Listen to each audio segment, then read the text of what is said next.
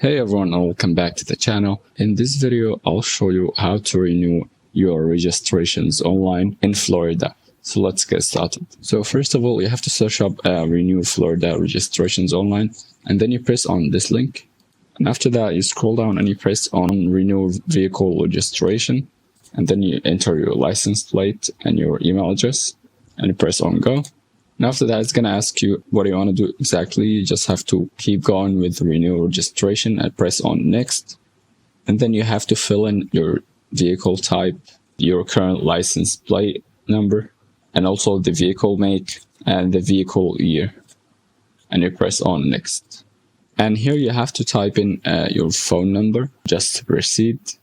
And after you type in your phone number, it's going to go to the next stage to confirm the payment and some basic information as well. So yeah, that was the video for today. Don't forget to like and subscribe, and see you guys in the next one. Cheers.